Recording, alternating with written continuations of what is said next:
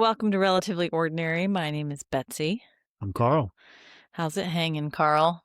It's good. It was like 55 degrees here today. Shorts weather. And daylight savings. Which I'm acutely aware of right now because I'm exhausted. Yep. They stole an hour of sleep from you. Yeah, and I had to get up early, but it was well worth it. Although it's a little disorienting to have skied on Friday and then to ski today and have such disparate weather. Yeah. Because I had foggy, frozen goggles on Friday, and I was wearing like the full layers and muff. And then today, I was in a t-shirt. Yeah. Sweating my ass off. Springtime is here. Yeah. Well, temporarily. It's probably going to change because March does that. Well, that's spring. That's spring in Maine. Spring in Maine. Yeah, it's not 60 degrees one day and then it's not foot what of I snow would consider spring. Later. It's not what I grew up with. I'm still grappling with that. But yes, Maine spring. If you haven't adjusted to it now, you're not going to adjust to it. Oh, and the mud. There was so much mud. Yeah, mud season. It's all over my ski pants. But I am looking forward to spring. And especially summer, which comes shortly right around after. the corner. Yeah, so cool. What else is new? Well, I'm flying to Miami tomorrow, so oh, rub it in. I'm gonna get a little summer. Rub it in. Yeah, but you're gonna be sitting in conference rooms all day. Mostly, yep. Are you gonna sit by the pool? In your pasty chest. Presumably. Yeah. Presumably. Still got a little color from Hawaii. Hasn't totally disappeared. I don't know. Just wear sunblock. I know you won't, but you really should. Yeah. You really, really should. Yeah. Need that vitamin D. I don't want to block it. Yeah, but you also don't need cancer. I'm not going to get cancer. I promise I won't get cancer. Oh my God. This is recorded. Famous last words. Yeah. You know, melanoma is one of the fastest spreading cancers. I have just enough Turkish blood. Yeah, okay. I mean, I got the best of all worlds. I don't get cold because of the Finnish. Mm-hmm. I don't get too drunk because of the Irish. I don't get sunburned because of the Turkish. Okay. And what about the ego and the hairy chest? I don't get complex topics because of the French Canadian. I don't think that's true. Or you pretend. I think that's something you get to feign, your stupidity, I guess. I don't know what you would call it. No faking. No faking here. Yeah, I don't know. Oh, well, good. That's interesting. I never would have looked at it that way. You're a funny man. Well, I have a good quick bite question for you, and it just follows up our conversation the other day. Okay. You look suspicious. I'm always suspicious. That's sus, bro. If and when you become a billionaire, what is the first thing you're going to buy? The first thing you're going to donate to? Okay. And where are you going to live? Ooh, okay. Okay, the first thing I'm going to buy, I get really anxious buying expensive things, but you're a billionaire. You can buy whatever you want. I know. You can buy a country. I know. You can buy an election. They do that. Yeah, funny. I think I might replace my watch, finally. I don't know what I'd buy. I don't really fantasize about owning. I mean, that's expensive an answer. Things. It's not a good answer, but it's an answer. No, it's a bad answer. All right, so the first thing you become a billionaire overnight, and the first thing you're going to buy is an Apple Watch. Well, I have more intentions for. You might as well have just been like, I'm going to buy a Starbucks coffee on my way to the Apple store. I'm going to fill my gas tank. Yes. All those things sound great. With some $4 gasoline. Yeah. No, actually, what I think the first thing I would buy is like pay down our debts. I'd buy our house off. Why? Because why not? Why? Oh my gosh, you said I was very wealthy. Yeah, that'd be an easy thing to do. I know, but you don't need to. Okay. Wow, this has turned into not very fun. Yeah, critical. You're so critical. You're okay, fine. What are you going to donate to? I think I want to give a lot of money to students who are looking for careers in healthcare. Scholarships, support the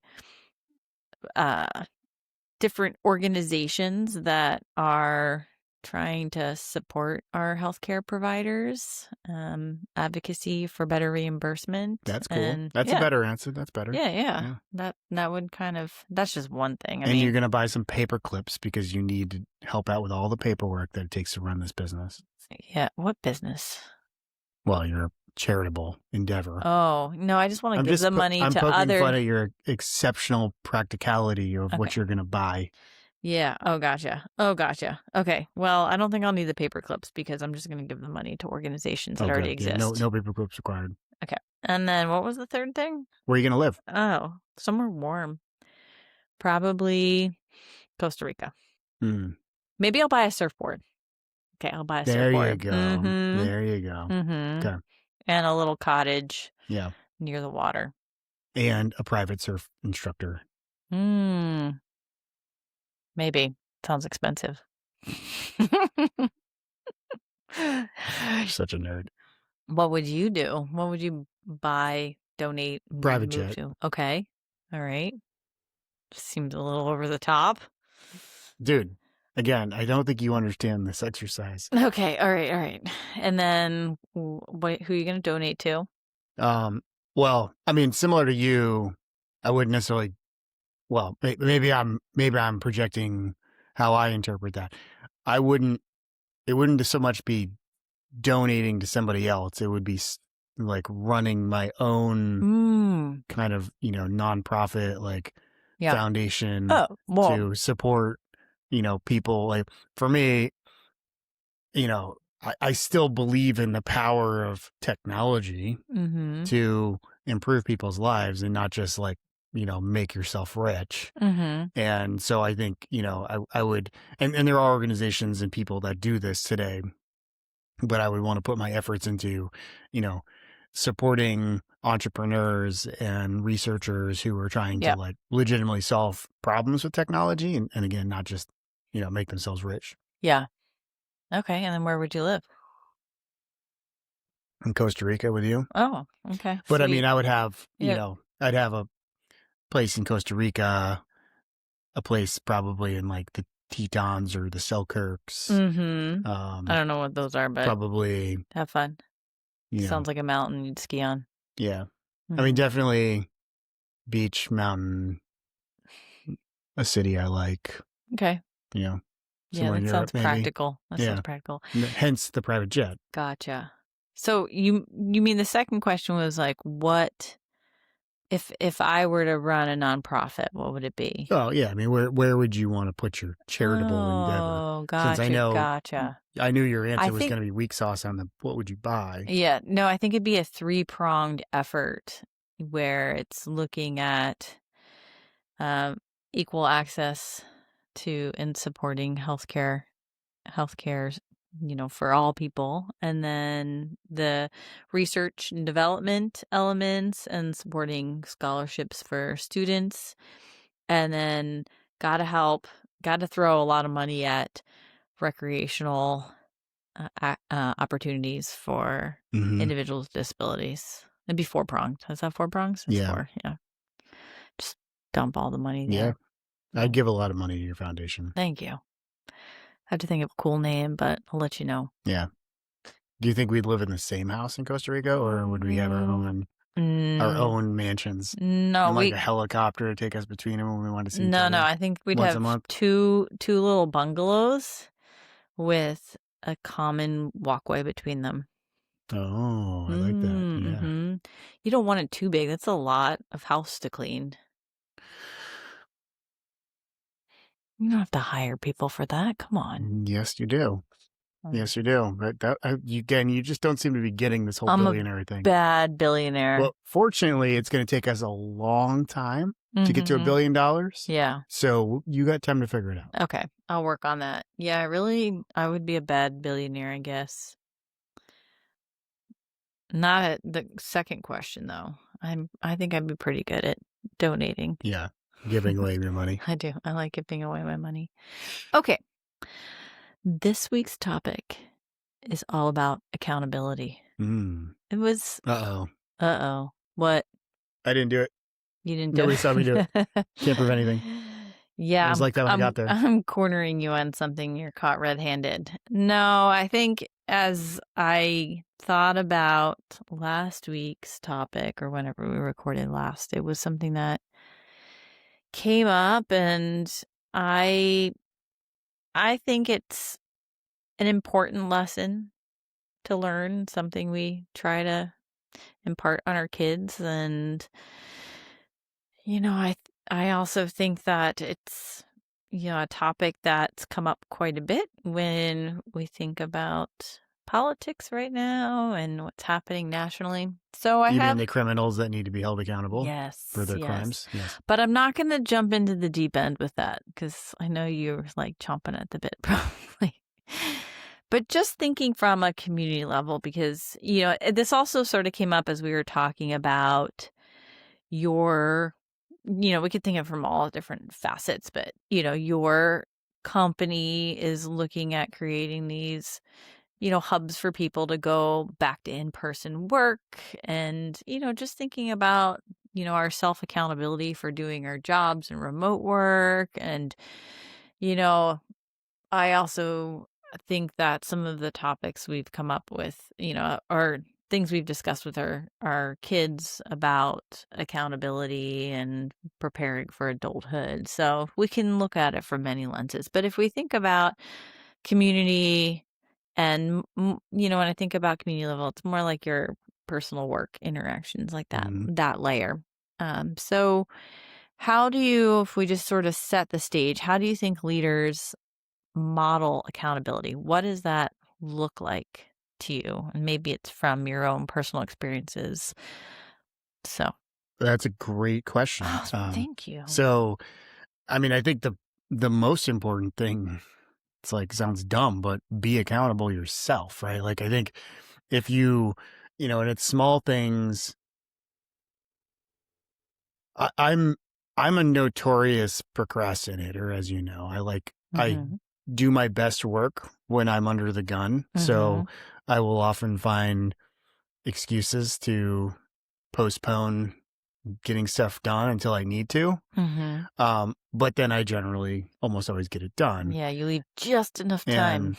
And I do my best work when I'm under the gun. Like, it hasn't always worked out. There's some times when I wish that I could do things differently, but you're not teaching this old dog new tricks at this point. So that's where our son gets it. So I think it's really important to me, though, if I say I'm going to get you something by Wednesday, that I get you something by Wednesday. You live up to your word. And it becomes really important that, I mean, you mentioned remote work, and I think you probably have some other things to get into there, but by Wednesday, what does that mean, right? Because by Wednesday could, for some person, it might mean like before Wednesday. That's what by Wednesday really means to me. For other people, it's like, well, if I get it on Wednesday, that's great, or by Wednesday the end of the day to Thursday. Right? But I think it's important to understand, when I commit to Wednesday, why do you need it on Wednesday? What is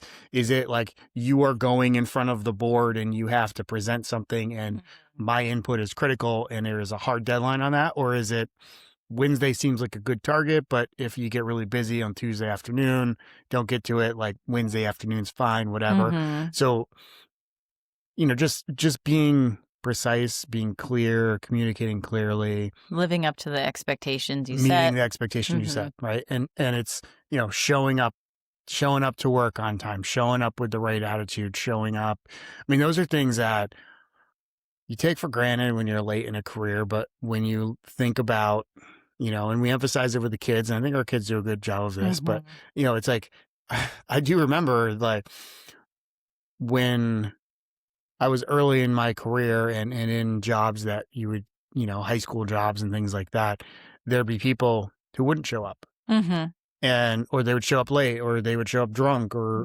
whatever.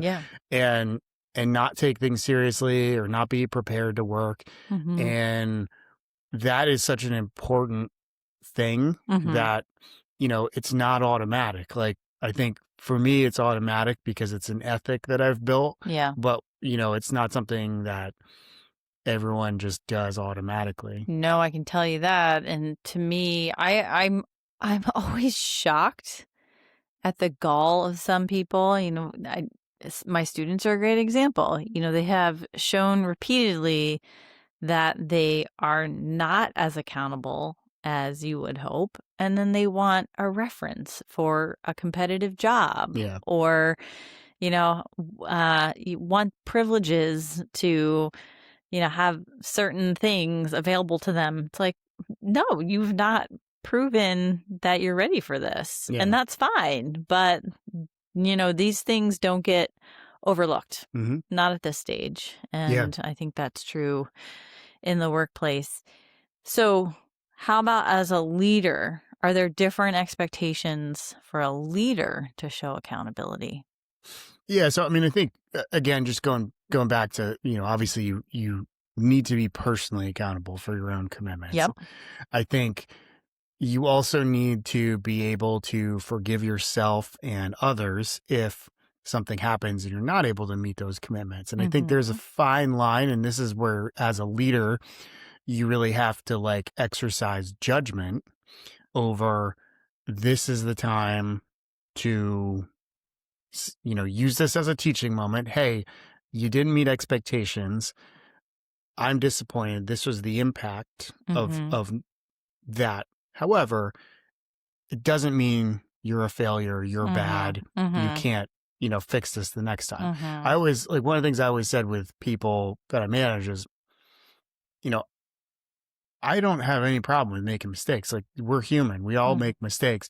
What I don't want to see is you making the same mistakes over and over again, not learning from them, or making mistakes because you're not taking this seriously, you're not prepared, you're not organized.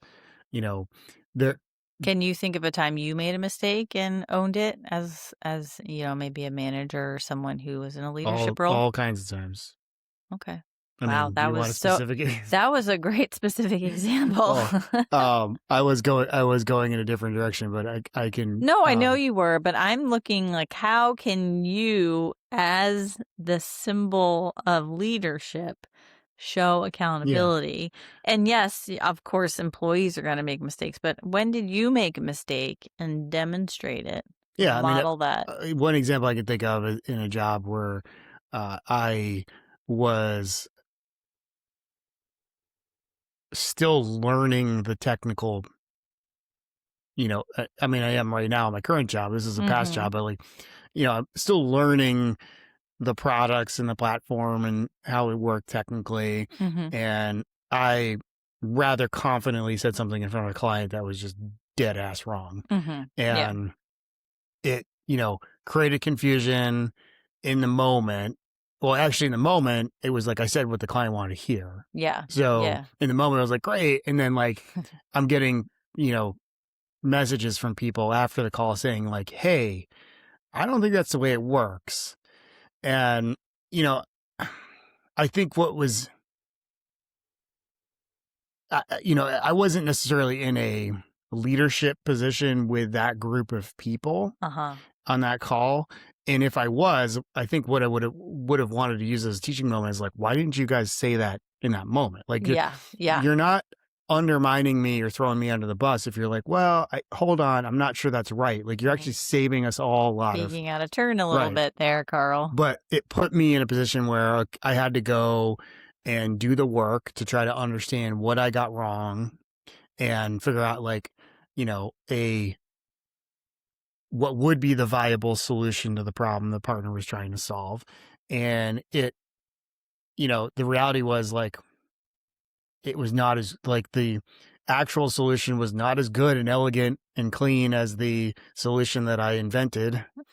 And maybe something to strive for. I had to go, and I had to go back on with the client and say, like, hey guys, I said to the client team, I was like, we have to put it in writing that, like, we miscommunicated on this. We have to set up a call with that group again so that we can go over it. Like, I will fall on my sword on this one. Like, the more important thing is that the client gets what they need and gets back on track. Like, you can find, the human temptation is always like, you got caught with your hand in a cookie jar, basically. And you're like, Make yeah, you want excuses. to make excuses. You want to find some way to, like, well, we kind of were telling the truth, Yeah. but like, you really just have to go back and be like, hey guys, I missed this one, got it wrong. Yeah. Um, you know, so I think that's important to to show. And then I think, again, when you're managing people, if like my employee was in that situation and they did that, Mm-hmm. I would want to say, like, okay, I wouldn't just coach them through kind of exactly what I did. Like, I'm like, Yeah. and I'm willing to get on the phone if you don't feel comfortable sort of like taking the full mea culpa on this. Mm-hmm. At this point in my career, I'm always willing to do that because Yeah. like I've done it, Yeah. Yeah. but I'm, And you live to see another day. yeah, like I understand that like it's not the end of the world, but I Yes. also understand when people are anxious about that. So if Yeah. someone was Well, anxious about it, I would I just think it's coach them through it. important to take responsibility. So, how do we create a culture where people feel safe admitting mistakes? Because I think that's what you were getting to. Yeah. Well, that's, that's hard. It's Hmm. hard because you need like one, I would say that, the people at the top of an organization Hmm. can do that. Yeah. If you're sort of in the middle of the organization, like from a management layer or whatever, you can try to create that culture in your team, Yeah. but it doesn't necessarily mean that that's going to stick in Yeah. other Will places. that translate? Yeah. And I've worked in a couple companies where, for whatever reason, people just didn't want, like, whether it was like, they kind of all had imposter syndrome, or they were Hmm. like, maybe they were scarred by something that happened in the past, but there's real reluctance to like admit fault and take Hmm. the blame. Hmm. And a lot of times if someone messed up, they would just kind of like shrink away and disappear and Hmm. like let other people clean up the mess versus like just saying like, yep, we screwed up, we got to do this. So I think, again, it's like, you want to make sure you don't have a culture and systems where it's punitive for one Yeah. mistake. Like, Yeah. every mistake is an opportunity to learn. Hmm. And the until you are, like, doing open heart surgery, or you know fine tuning the, like, specs on the space shuttle, like, your job is probably not life or death, and Hmm. your mistakes are probably not life or death. So Hmm. just, don't try to make mistakes. Don't be Yeah. sloppy, but also it's okay. Yeah. No, I think that's important, and that relates really well to teaching too. You want to create a culture where the classroom feels safe and everyone's respected, and so you learn from mistakes, so you feel safe making them, and there's no judgment, except the appreciation that you tried. This also reminds me of some of Brené Brown's research on shame and the difference between shaming and feeling shame, Mm, I where, think we talked about this before. oh, have we? Yeah, keep Yeah. going though. It's good. Okay. But, and thinking about it in y- um, management, leadership, professional role, you want to avoid shaming someone for making a mistake. Take your example of you misspeaking, and if your supervisor came on and was like, Carl, that's wrong, and what are you thinking, and all these false promises, and you're an idiot, and so you feel shamed, obviously, Yeah, versus, feeling a little shame about, oh, I should have researched this a little better, and, clear yeah, up, I made a mistake and I can learn from this, being very different yeah, way of managing the situation. So we learn from it, and that shame drives some accountability, and accountability, is a little more transparency and learning. And then You just become a better human. Yeah. Well, I mean, I think I really like that because first of all, there's no place in any organization whatsoever for shaming as a leadership tactic. That's so interesting because I can see examples of that happening in our political Yeah. administration. Yeah. So, Well, it's that novel. it, I mean, since you opened up the door to go there, what I'm thinking of is Christy I was like, Nome, did I? Did Christy I? Nome using shooting a dog as an Mm, example of her strong leadership. And I think mm-hmm. this is just it, it's sad, it's pathetic, and it's also it's like there is this. I kind of understand where it comes from, but there's this like vision of leadership that doesn't understand what leadership is. That is Mm-hmm. like, the people who are like performative, confident, Mm-hmm. Overconfident. cruel, Mm-hmm. shaming, Mm-hmm. like it comes from like when we're kids and people act that way, you when you're a little kid and it's Oh like, yeah. there's like the one kid that, sort of is like, like, what's wrong with her backpack? And you're like, oh yeah, her backpack's weird. It's like, Mm-hmm. until someone comes along and says that, nobody thinks a backpack is good or bad or weird or whatever. But Mm-hmm. like, and it's not, people that unfortunately learn how to use this as a form of manipulation and power and influence. Yeah. Um, it's a shitty hack to power that Yes. fills a vacuum Mm-hmm. if there isn't a more effective use of power. Yeah. So using shame as a tool, and this Brené Brown Yes. goes into this too, but using shame as a tool to, coerce or Yeah. gain If you power use or shame as a tool, you are a tool. well, it just drives further disruption and problem.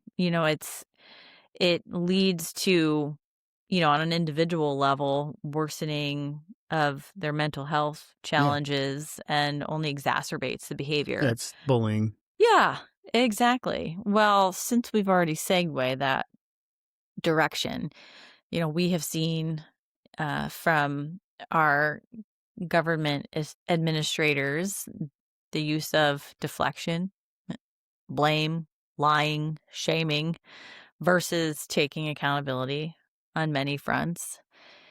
So do you believe, with all that, not diving into it because I think, Just ask a question. okay, I just don't want you to go in like rehashing things that will incite Just anger. ask your question. Do you believe public trust can be regained after the level of deception, corruption, and blatant disregard for the law has transpired? No. Well, fast forward, not with the current administration, but if we fast forward, like, because we think about, okay, the fall of like, oh my gosh, they repealed all of this, legislation and global efforts to support, or to protect climate change, right? And like, oh, just the ground we lost, or we think about, Roe v. Wade and like the ground we lost, like it seems recoverable at some point. But just thinking about public trust in our government, no matter which side you're on, do you think that that's recoverable after the damage No. Okay, interesting. No. Just I to think know. yeah, no, I think it is,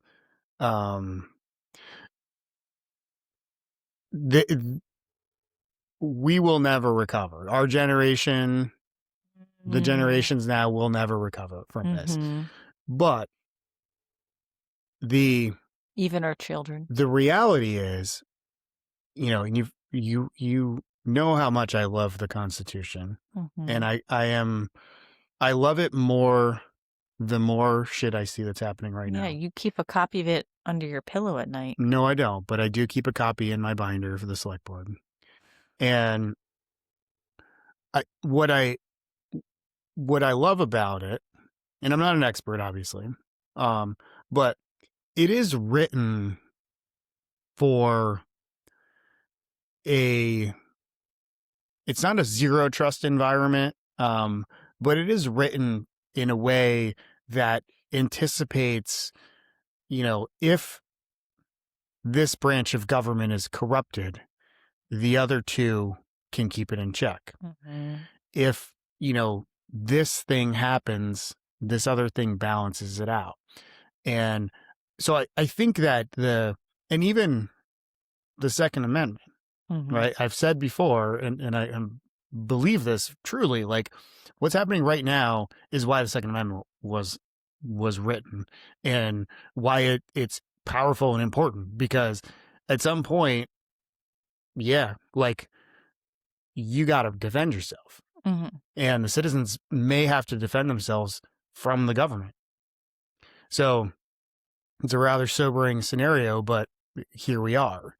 And I think that the idea of the Constitution and so many of the kind of legal principles that are established and organizational principles that are established are that there isn't necessarily going to be a lot of trust, but if you fall back on this process, the part that I go back to is that, like, it does require that all of the participants in those branches of government, as well as the people, which is really the fourth branch of government, need to collectively believe in the Constitution and the structure it creates. And if you have what we have now, where people, clearly do not believe in it, and they just use it as a weapon, you lose that ability to kind of go back to, like, okay, I don't like you and you don't like me and we don't agree, but we can move forward. This is how we go forward. Yes, we can operate with this mutual trust in how this was designed. Yeah, so the way you said it with our generation, I can see that. It's almost like we've been scorned, and so our defenses are up. We're going to be more suspicious and guarded. I don't know what it hurts, right? And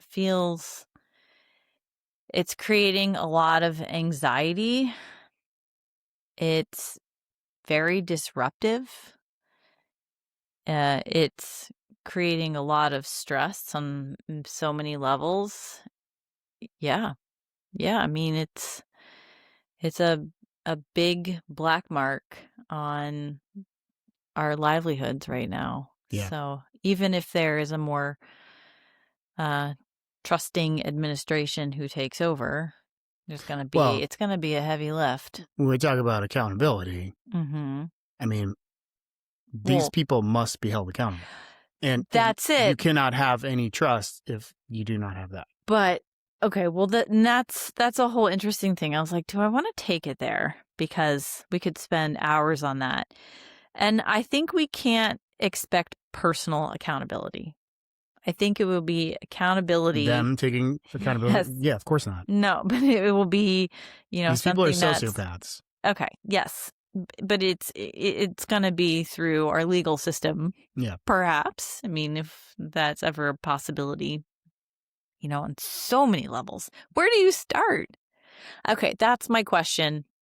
And that's the only question we're going to answer about this. But what do you think is the first and foremost thing that they should be held accountable for? What is priority number one right now? That's a hard one. It's not a hard one. Okay, what is it? There is ample evidence that President Trump committed a felony rape of a minor. That's heinous. Ample evidence, right? Doesn't mean he did it. Oh, we're ignoring that because we're throwing so many other... Let's bomb another country, people. There's evidence, right? So start from the top. No one heard about that. Of, you start with Pam Bondi. Pam Bondi needs to be impeached tomorrow. Anyone in Congress who's not supporting her being impeached right away is a dereliction of duty. They need to be held accountable. They are aiding and abetting the protection of someone who is conducting a massive government cover-up. Right? So you do that, and then you just go down the line of anyone until you get to the point where the first person in the Justice Department that's like, yeah, there's some shady shit here, and we need to investigate this. Here's what we know. Then it turns to, okay, so who, what do we know that we nail the president to the wall? And you go down the line, right? Who do you think's willing to do that? If there is, well, okay, you can go on that betting site. What's that betting site you dislike? Yeah, no giving you that. $500,000. Yeah. And I think this is the thing is, there has to be,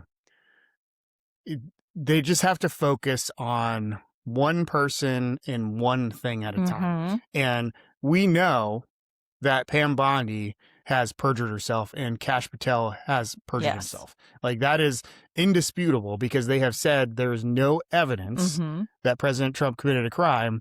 And then there's these files that is evidence, right? Yeah. It does not mean they did it, although he did it.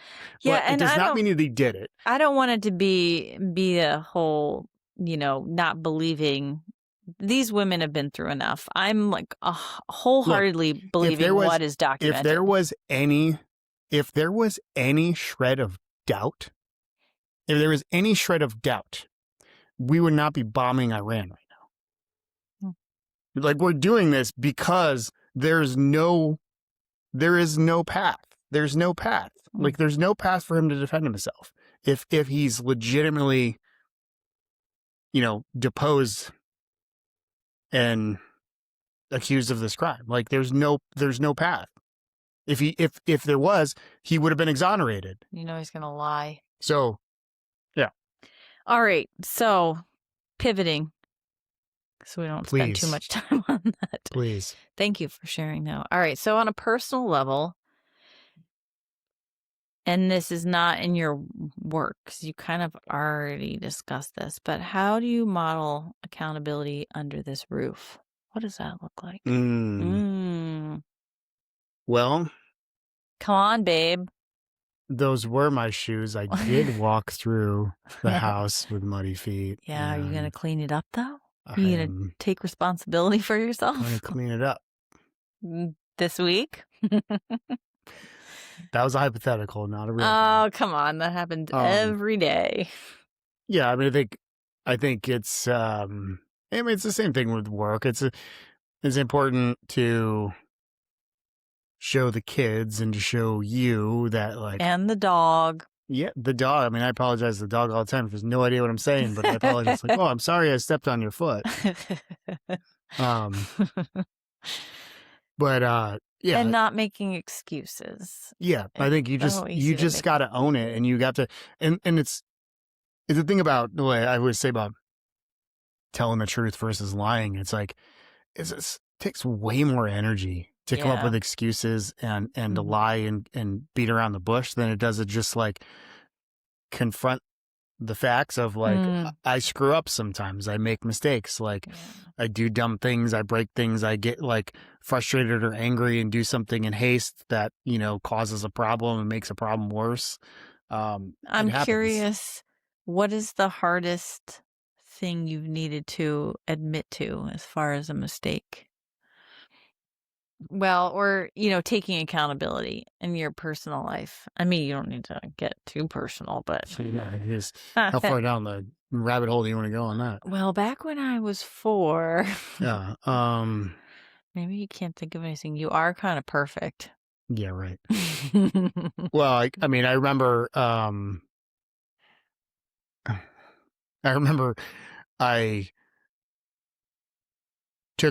was taking my parents' car up to Vermont with friends for the weekend. I was like 18 or something. And I like, not even a mile from my house, a half mile from my house, I was, like, fiddling with the CD player or something, and I drove into a mailbox. And I scratched the side of the car, and I busted up the mirror, and I damaged the windshield. And it was like one of those things where it was just so stupid. It was so stupid. Yeah.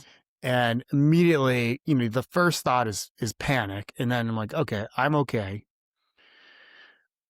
I busted up this mailbox. That sucks. I damaged my parents' car. That's going to cost a lot of money. Now, I was of the mindset that age, like I was mature enough to be like, that's my money. Yeah. I'm going to pay for that. Yeah. This is my parents' money. I'm going to pay for that. I'm going to pay for this mailbox, my neighbor's mailbox. They had like a nice little mailbox that was like kind of like painted like their house. It was like, dang. It wasn't just like your like run of the mill, crappy Home Depot mailbox. It was like a nice mailbox. Wow. You must have been really erratic with that CD player. No, it was like the road was turning, it was like a curve in the road. And I just took my eyes off the road. I mean, distracted driving stuff that people do all the time today. Yeah, lucky it was a mailbox and nothing more. Right, yeah, a person, right? Yeah, so my friend was in the car with me, and I was like, wow, that was stupid, apologize to him. I drove the car back home. I parked, and this is the thing is my parents were gone for the weekend. So I took their other car and I left them a note and I was like, hey, I effed up. On the dash. Yeah. Notice that scratch. Yeah. And then here's my phone number. Contact my insurance. When I got back from that weekend, I left a note with my neighbor. And I was like, hey, I messed up. Here's my phone number. You know where to find me. And when I got back, I went out and, I was like, hey, do you want money for this? Do you want me to go buy one? They told me where I could buy the exact mailbox they had. So I went and bought it. Was it overpriced? Brought it back. It wasn't cheap.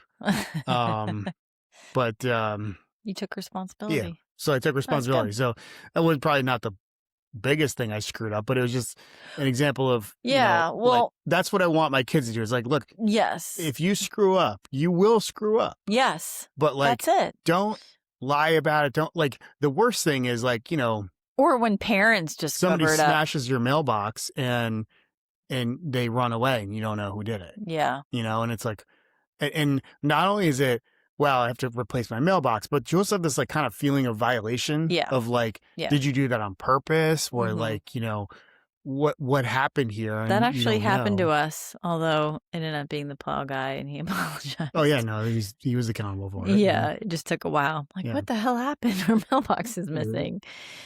It definitely happens in Maine. I mean that's got to be in every snowstorm. Plow drivers hit mailboxes. That's part of their job. Yeah. Not the best part of their job. No, but you bring up that's a perfect example that as an adolescent, you need to go through that process.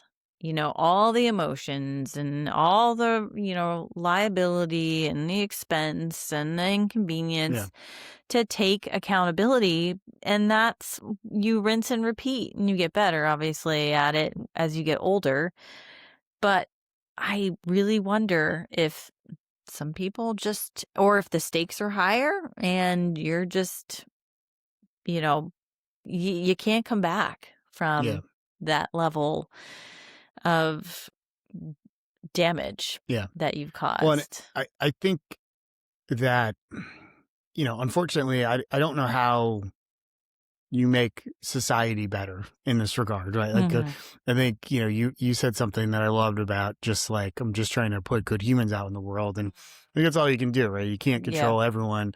And there is always going to be, that? I did. Oh, thanks. There's always going to be some people that, they mess up and they deflect and they make excuses. Well, I think that's wanting to protect your kids too much. Yeah. Or you have the means to do it. Yeah. I'm kind of talking more about the Christy Gnomes of the world, but Gotcha. There's some people that don't, they don't take accountability for their actions and they screw people over and they lie and they cheat and steal and whatever. They're not happy. No. They're not you never look at those people.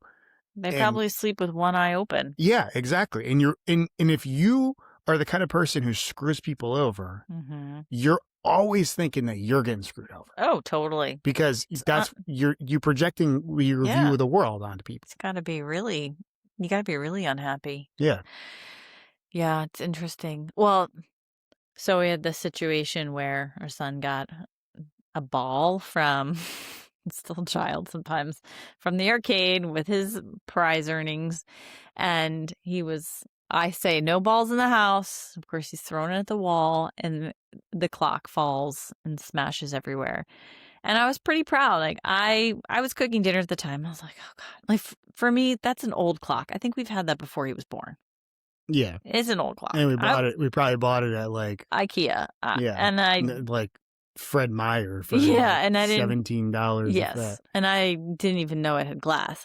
And right now I hung it back up. I'm actually impressed it had real glass. I know. I think it was just I hung it back plastic. up. And I was like, okay, well, if it falls again, at least it won't break again. It still works. But he was on it. He's like, oh my gosh, okay, balls banned from the kitchen. I'm like, it was anyway.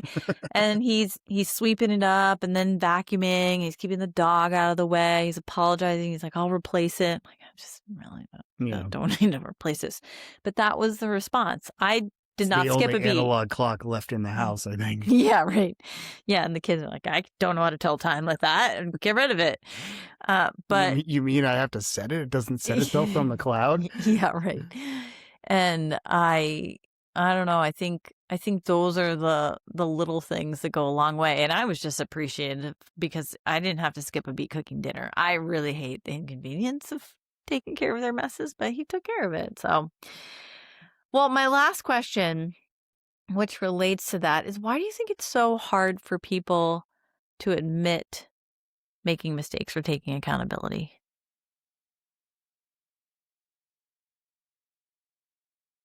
I don't know. I want to say something deep here, but I think it's just because it's harder. It's the harder thing in the moment than deflecting or making excuses. And again, it's like takes me back to what I said about this sort of like fake performative leadership thing. It's like the easy path is convey strength and yell and shame and all that, and the harder path is to realize that humans are complex and things are hard, and it's much harder to get a group of people together and accept that you all have flaws. It's like when to kind of go back to like corporate management, right? If you're not super confident in yourself as a manager, or you have this like flawed idea that like you can't show weakness, and if they're not going to accept you as their leader if you admit mistakes, and it lends itself towards this, if I make a mistake as the leader, I'm going to blame it on someone else yes. because I can't, right? And that's not what leadership is. No, not at all. It's the opposite. Yeah, that's not what strength is. No. So I think we just have. I do think again, I don't want to get deep on this, but no, go deep. I think there is in our culture, American culture right now, I think there is a fundamental like weakness. Yeah. I just think people are weak and people are soft, and they're sometimes afraid of their own shadow. Like, or do you think I don't like the word soft. I'd say there's a weakness, but I think exposing your vulnerabilities, which could be perceived as soft, is what people are avoiding doing. No, I think. Sorry, Whoa. I think being afraid of your vulnerabilities is softness. Like, no, but I'm not saying being afraid of your vulnerabilities. Accepting your vulnerabilities. Right, exposing them. Yes. But yes, okay, so we're on the same page. Yeah, okay, that's what I'm saying. Like, I think it's soft. Like to be like to want to wallpaper over your vulnerabilities and your flaws is weakness. That's soft, right? Yes. The people who can't handle an opposing viewpoint without trying to shout them down Yeah. or, coming up with some sort of ad hominem type of attack. That is softness. That's weakness. Yes. Or just not being willing to see someone else from their perspective. I can't really reconcile that, but I think that's happening all over the place. Yeah. That Yeah. just, put up walls and if you ignore truly believe that whatever your worldview is, and I won't pick on anyone in particular, but Pick on me. Pick on me. pick on, well, if you Bleeding heart. truly believe that your worldview is what it is, It's like, the best. you shouldn't get like all heated and discombobulated and need to yell at someone if they challenge it. Because either you can say back, well, yeah, okay, I get that you think that, but I don't agree because this is what I agree on. Yeah. And have a nice day. Yeah. Or you can clap back with like, actually, here's why you're wrong. Yeah. Or you can just be like, oh, that's interesting. I hadn't thought of that before. And, reshape your worldview in a way that doesn't like, totally rock it. Yeah. But I think, it's the people that like tend to lash out the most, I think, are the people who, Like they're you say, are soft. confronted with information that's incompatible with their worldview. And rather than allow themselves to change, to have the courage to challenge their own beliefs and change Or just be accepting, adapt to this new information, they want to destroy it because if they're scared. They're scared. Yeah. Yeah. Okay. Well, what are you still chewing on?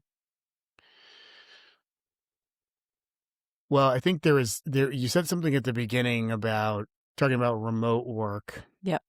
And it was interesting because, I've thought about this a lot because I've been doing remote work for a while. Did it before the pandemic. And it does take I think, a special type of mentality to be successful, to hold yourself accountable when you don't have the watchful eyes of, peers and supervisors in an office. Yeah. So I think there's a level, while I'm conflicted about, because I do value remote work, it's something that, I enjoy it. I like it. I get a little antsy sometimes and want to spend time with people, but overall, I feel very privileged to be able to work from home and also to be able to like have the job that I have here in a national talent marketplace. Yeah. And I think that it's not for everyone because not everyone can hold themselves accountable to get results when nobody's watching. Takes quite a bit of discipline. Yeah. Yeah. And I mean, I'm not perfect at it. There's plenty of times when I have like work days where I'm like, I look up and I'm like, man, I feel like I didn't get anything done. And I was like distracted all day and I let myself sort of like, get distracted by things. But I also had those days in the office. So I have enough experience doing both that I'm like, yeah, you're not going to be like on your A game every single day. There's sometimes when you just, have to kind of slog through it. But I never like, say I'm at work and then just don't show up for the day. Okay. Or ski. Never. Okay. What feels relatively ordinary? I mean, I just think lying, cheating, corruption.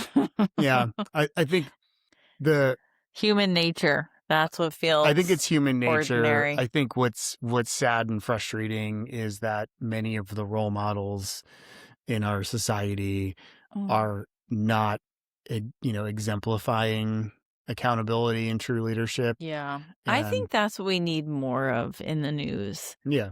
We need to see there are positive role models out there. Absolutely. I think we need to tone down all the negative media. We need to be informed, but one outlet once a week. Needs to have Yeah, a good luck with that. have a credible, good-hearted feature on a noble person who's alive today doing good in the world. Yeah, I mean, you go back to like what we talked about last week and like the role of social media companies. Well, it's true. There's no reason why these companies could not subtly tweak their algorithms to. Well, they're in my feeds. I have all the awesome people followed, and yeah, that's actually a good point. That's where I get the feel goods. And it is true too that like that, and we talked about this, even we're talking about why we want to do this, is that I think there is this movement where more and more people are creating original content on the internet that is, it's representing a wider range of views and perspectives. Yeah. And I think that a lot of the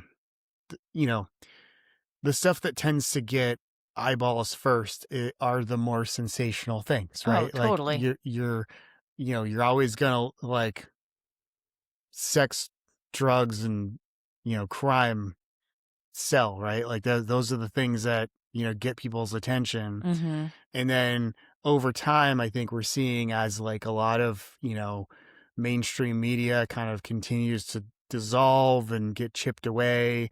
You're probably going to see a pretty big exodus of news media people from CBS and CNN with what's continuing to go on there. Yeah. Like there's going to be more and more people creating their own content, and I think it'll be interesting because you'll get a lot more perspectives. Yeah. A lot more garbage, but also a lot more people will be able to like create and influence and have a different voice. So as long as the powers that be, that ultimately the social media companies have a tremendous amount of power. Because they can decide that like we don't like this content, and a little tweak to the algorithm and that stuff disappears. So that's where we are kind of unfortunately beholden to these people. But I think there'll be some disruption on that too. I think so. I think kind of so. like in the music industry a bit. Yeah, it's just the way that they have set up their platforms and their technology is to hold it's the storage, the power and the means of production. So yeah, totally. But no, it's interesting. It's all interesting.